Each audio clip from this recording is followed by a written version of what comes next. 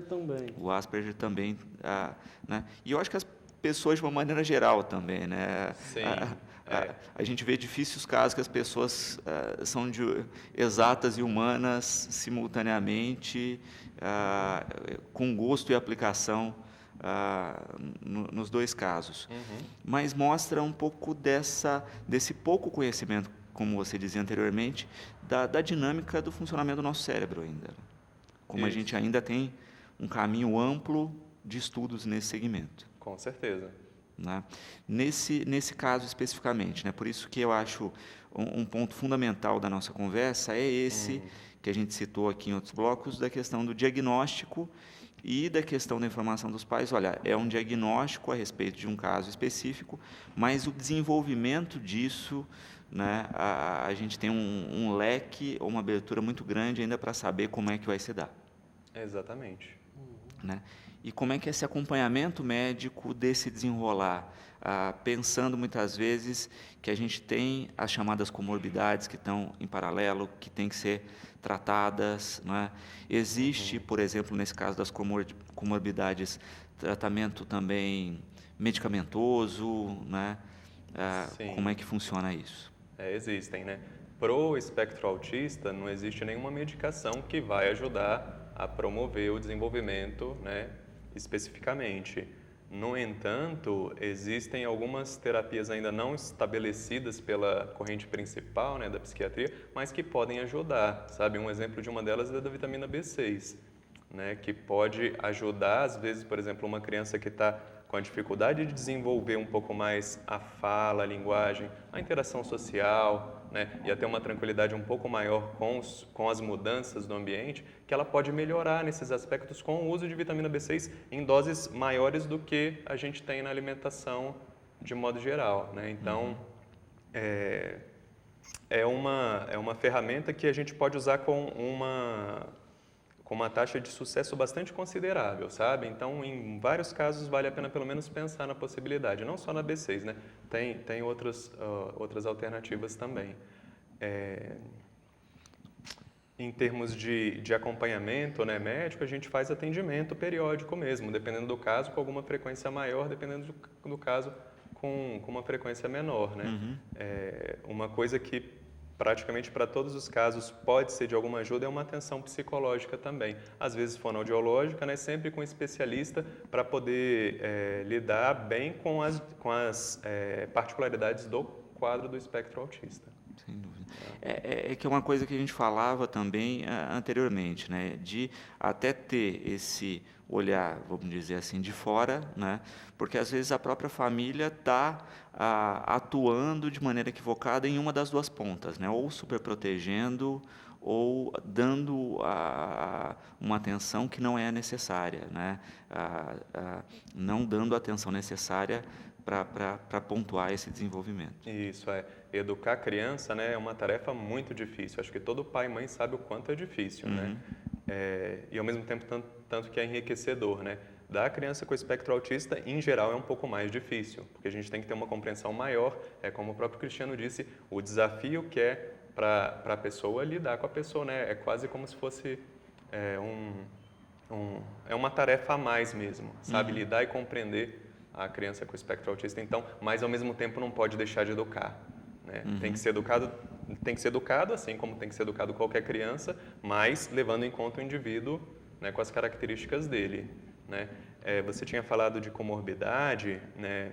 Uma, por exemplo, muito comum, né, no espectro autista é o TDAH, né? A hiperatividade e a desatenção. Quando, né, a criança tem dificuldades de agitação, de irritabilidade talvez, né, de concentração, para esses casos, né, ou às vezes talvez uma dificuldade de sono, né, para essas dificuldades a gente usa medicação no espectro autista. Então não quer dizer que não se usa, a gente pode usar para tratar de determinadas condições. Agora, especificamente realmente para a melhoria do quadro, é como eu tinha falado antes. E aí a gente cai, pensando na questão também da inclusão, Sandra, numa outra característica muito do brasileiro, né, que é repassar quase tudo para a educação. Né? Que também a gente vê isso rotineiramente no país. Né? Os pais não fazem a sua parte e repassam para a escola isso, né? Se a gente vê naturalmente isso acontecendo com as crianças ditas normais, né, a gente também vê nos casos da inclusão esse fator muito presente e que também é um grande dificultador, né?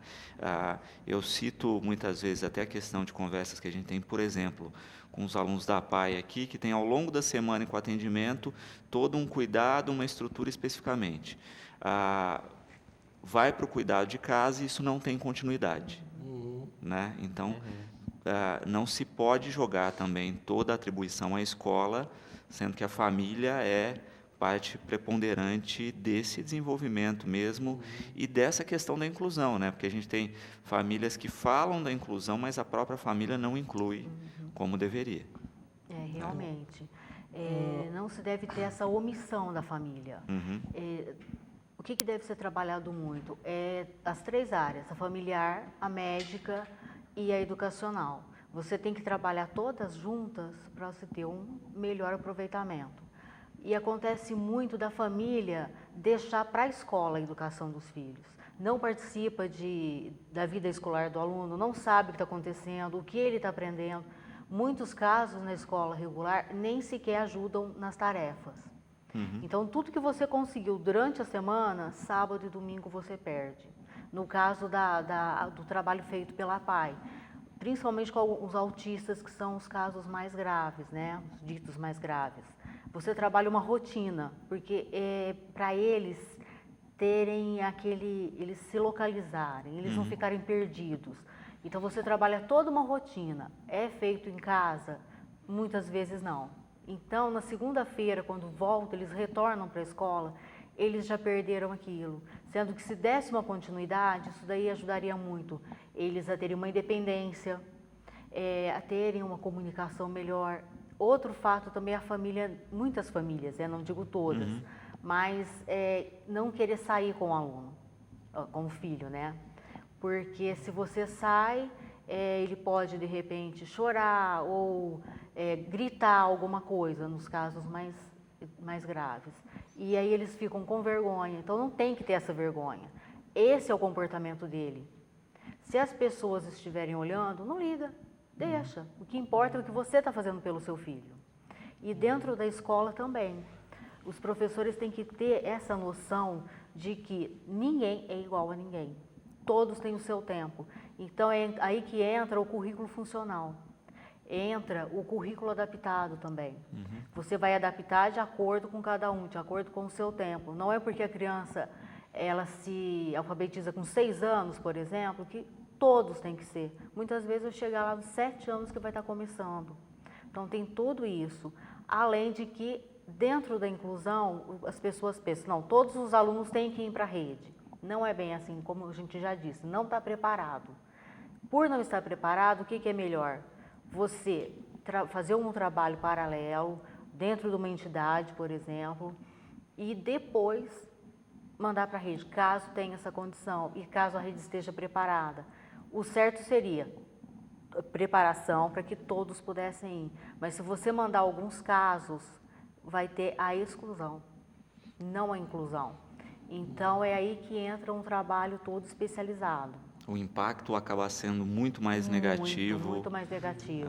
E aí você, de aí fato... causa o sofrimento, né? Causa todo aquele sofrimento, aí a criança acaba se retraindo, tendo comportamentos inadequados, então é muito pior.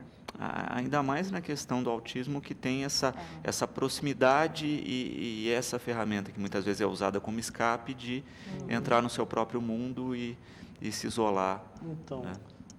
Eu queria dizer, inclusive, que essa ideia que as pessoas têm do autista trancado dentro do seu próprio mundo, isolado, essa ideia é falsa. Ele tem o seu mundo interno de fantasia, sim, mas ele viaja constantemente do seu mundo interno de fantasia para a realidade e vice-versa. Esse mundo dele não está trancado, né? Ele fica lá quanto tempo ele quiser, se ele quiser e quando ele quiser. Agora, quanto à inclusão, eu queria dizer o seguinte: a inclusão, ela começa Primeiro, a autoinclusão do próprio autista. O autista tem que aceitar o seu autismo como uma coisa boa, como uma coisa legal, né, que vai ajudar ele a amadurecer. A segunda inclusão é a da família, que tem que aceitá-lo também do jeito que ele é e aceitar o autismo como uma coisa boa. Esse negócio de algumas mães dizerem que amam os filhos, mas odeiam o autismo deles, isso, se a pessoa não aceita o autismo da sua criança, tá?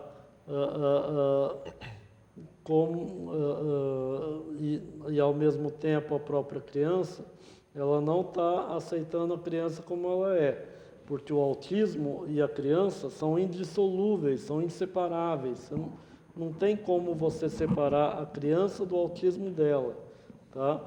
É a natureza de ser dela, né, que é assim, né? E veja bem, o chamado tratamento do autismo, né, o acompanhamento o clínico do autismo, ele não deve visar jamais tentar transformar o autista em neurotípico. Primeiro, porque ele não vai conseguir mesmo. E segundo, porque ele vai eliminar as vantagens, benefícios e qualidades do autismo para o próprio autista, tá? Então, ele deve promover a independência, a sociabilidade, a autonomia, etc. e tal. O desenvolvimento. O desenvolvimento, mas respeitando o jeito de ser autístico do autista. Manter isso aí para o resto da vida, que é muito importante, porque senão ele perde a sua identidade, passa a ser outra pessoa. Não é mais autista.